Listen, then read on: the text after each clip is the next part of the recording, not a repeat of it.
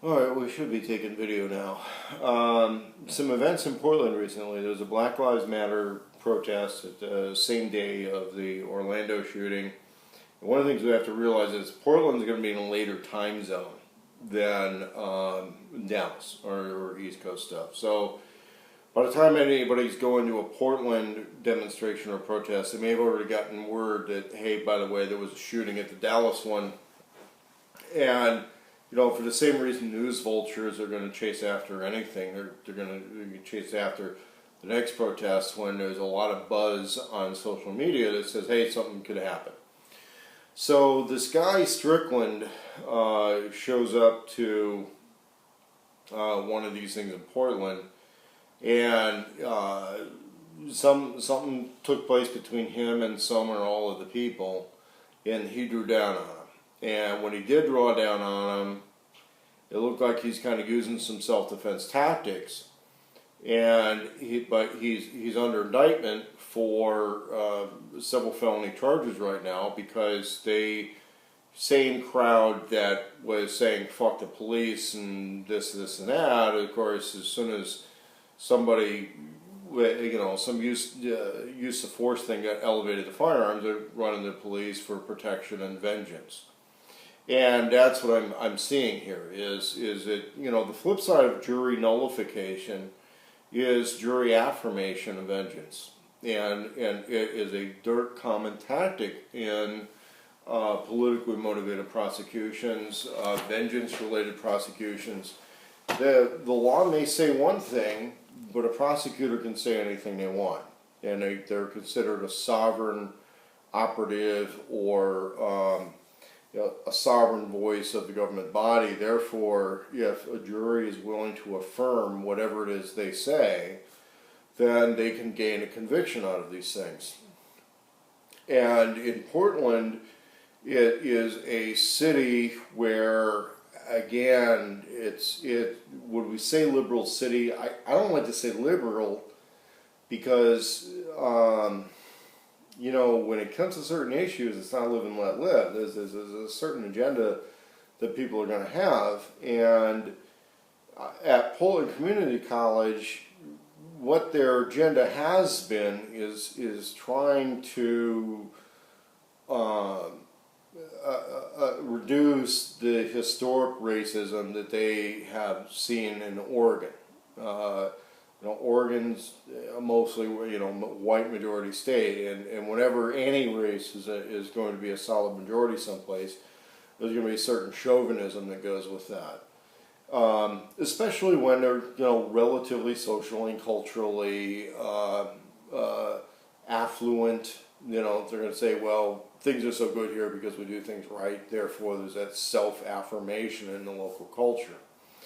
And in that, there's been historically, it's been a bulwark of racism in the past, but it has not been a bulwark of racial conflict. So Oregon doesn't have experience with racial conflict the way California. It has very sophisticated, very long-standing history of racial conflict. And because of that, they also have a long-standing history of peacemaking in this. Okay, a lot of gang activity is actually very diplomatic in nature, and it has to do with lining out turf.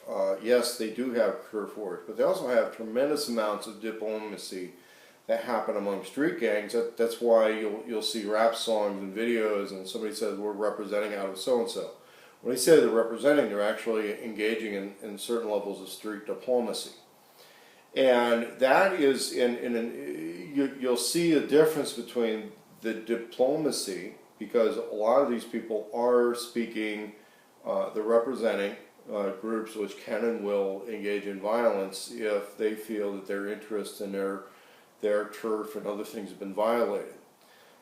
On the other hand, there's also a much more sophisticated and open-eyed understanding of what agitators do, try to do, and how that can upset the status quo, quite often with the intent of upsetting the status quo of the hierarchy of the groups. Because what an agitator is trying to do is a lot of times engage in a conflict with another group so that they can upset the hierarchy of the group they've targeted where they want to take over the leadership.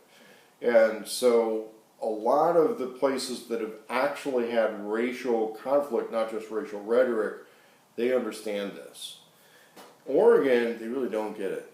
Okay, it's just, there's not enough of it's been there for people to fully understand it at the rank and file. And that's why when somebody says, hey, this happened in the Black Lives Matter event, I think it's more correct to say that this is a Black Lives Matter branded event.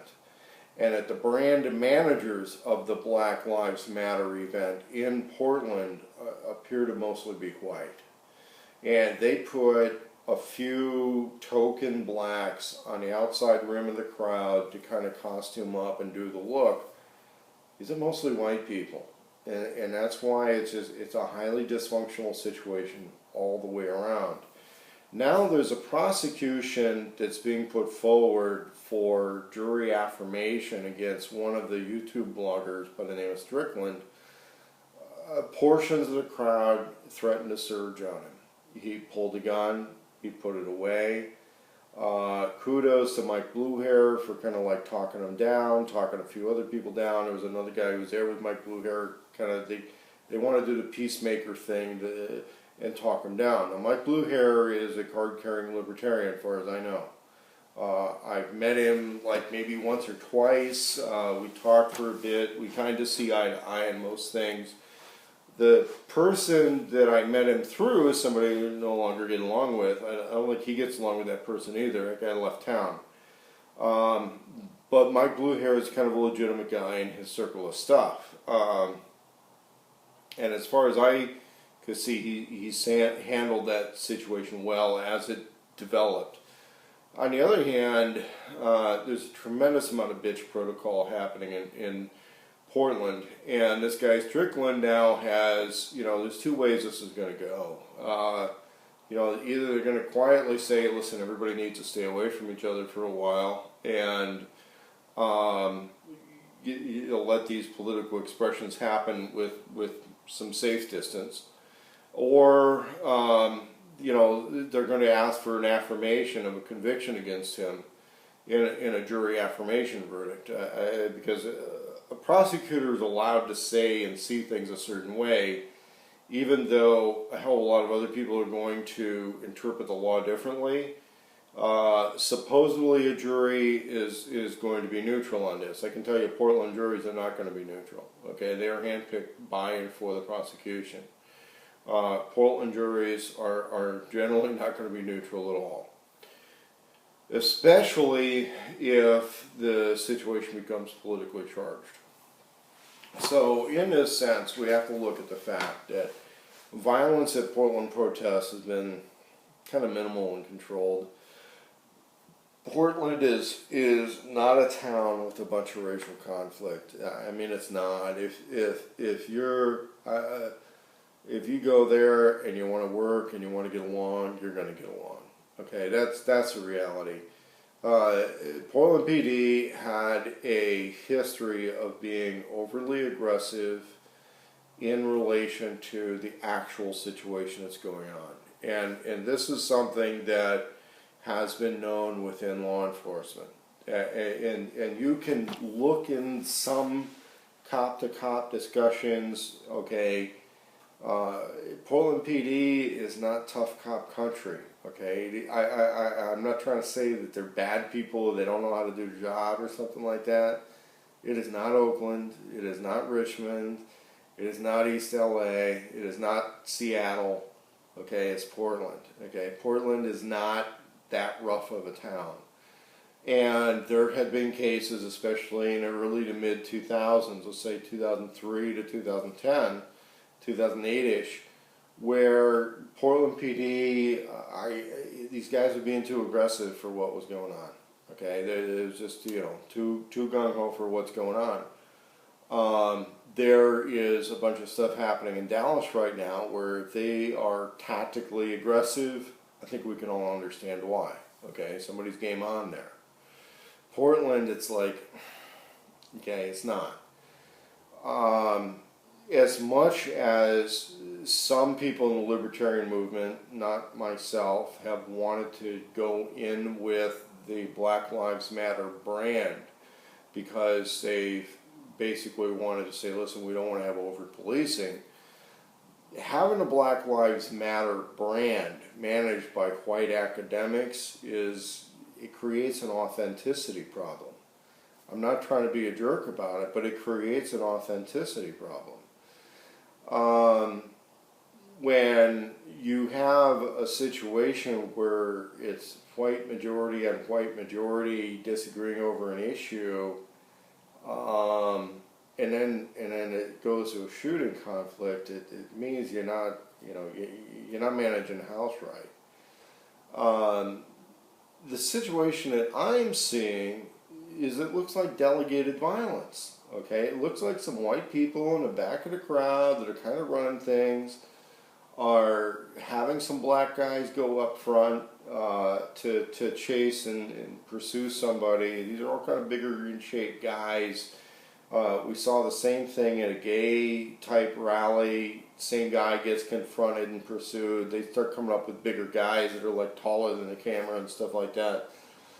You know, this looks like hired and delegated violence. And now we're seeing something where somebody wants to pass that off to the criminal justice system to hire and delegate violence against somebody because they didn't like their blog. Very, very dangerous precedent, and it's worth watching regardless of what side you're on with this thing. But remember, for those of us who are staying out of the fray, not really involved with these particular frays, we're still watching.